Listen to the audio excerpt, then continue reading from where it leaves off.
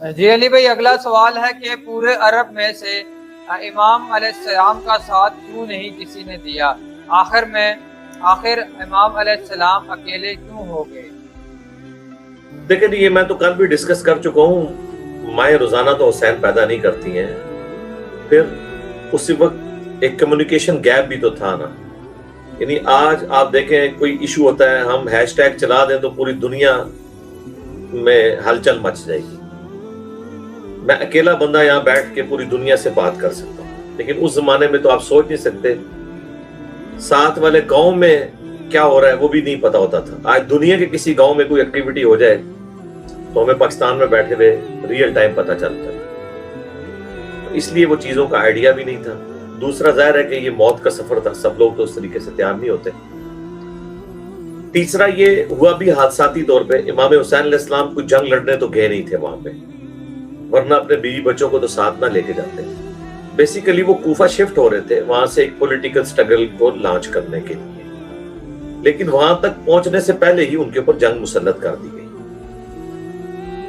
وہ تو بیسیکلی وہاں پہ ہجرت کر کے شفٹ ہو رہے تھے کہ چونکہ حضرت علی کے چاہنے والے کوفہ میں موجود تھے. 5 سال مولا علی وہاں پہ خلیفہ راشد کے طور پہ رہے، تو شیعان علی کا گڑھ تھا کوفہ.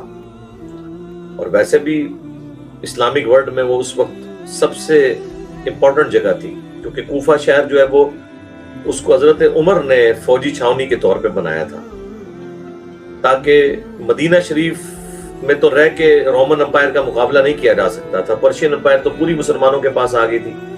رومن امپائر کی کچھ باقیات تھیں جو جزیہ دیتے تھے، لیکن ان سے خطرہ رہتا تھا کہ مسلمان حکومت پہ وہ حملہ نہ کر دیں، اور ان کو سب سے پہلے عراق ہی پڑتا تھا. تو اس لیے حضرت عمر کا یہ ویژن تھا، انہوں نے کوفے میں فوجی چھاونی قائم کر دی تھی.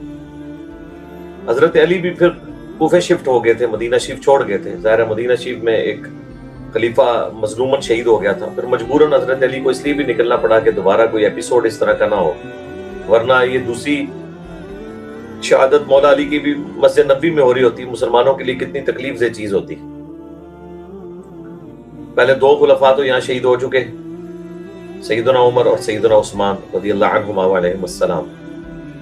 اور پھر چونکہ حضرت عائشہ اور طلحہ اور زبیر بھی جو ہے وہ نکل پڑے تھے، بصرہ سے روانہ ہوئے اور کوفہ میں جا کے انہوں نے اہل کوفہ کے خلاف جنگ کرنے کا ارادہ وہ رکھتے تھے کہ چونکہ یہاں سے حضرت عثمان کے مخالفین شروع ہوئے. لیکن یہ تو حقیقت ہے کہ کوفے کا جو گورنر تھا ولید بن عقبہ، جو حضرت عثمان کا بھائی تھا، اس نے شراب پی کے نماز پڑھائی تھی. صحیح مسلم میں آتا ہے تفصیل کے ساتھ، بخاری میں بھی حضرت عثمان کے چیپٹر موجود ہیں، تو بعد میں کوڑے لگوائے گئے اسے.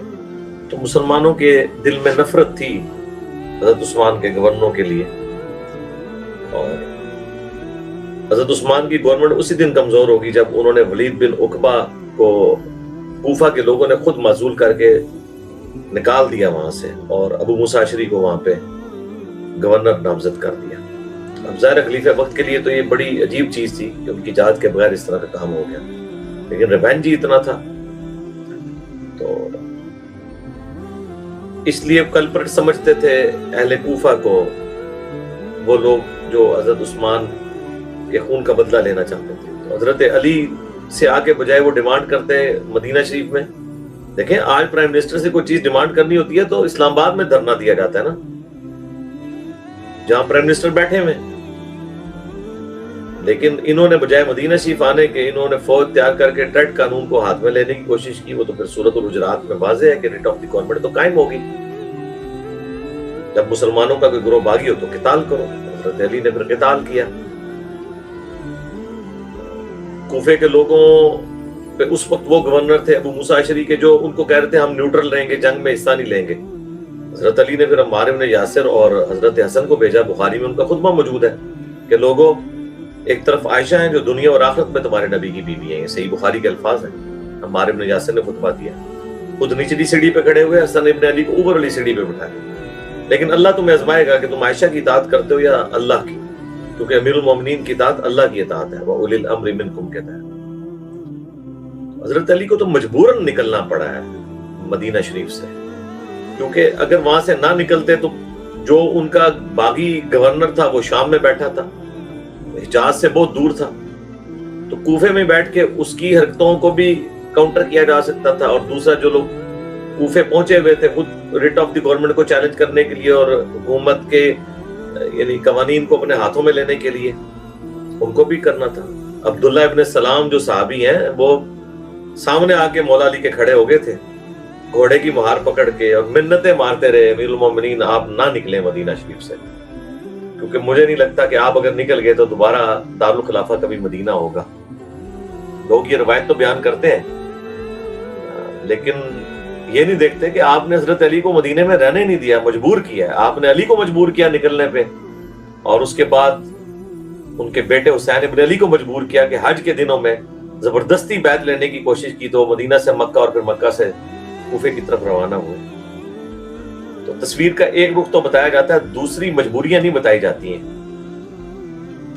بہرحال مولا علی کے وہاں شفٹ ہونے کی وجہ سے یہ ہو گیا کہ پھر دنیا میں مسلمانوں کے علم کے اعتبار سے دو مرکز بن گئے، ایک مدینہ اور دوسرا کوفہ۔ یہ ساری کی ساری جو بہاریں آپ کو کوفہ میں اتنے بڑے بڑے اسکالرز نظر آتے ہیں، صحابہ میں بھی عبداللہ ابن مسعود، عمار ابن یاسر اور باقی لوگ، اور ان کے شاگرد آگے سے تابعین، تبع تابعین، اور بعد میں امام حنیفہ رحمہ اللہ اور باقی لوگ، یہ سب کی سب بہاریں مولا علی کی وہاں جانے سے ہوئی۔ تو یہ سارے کا سارا سنیریو تھا۔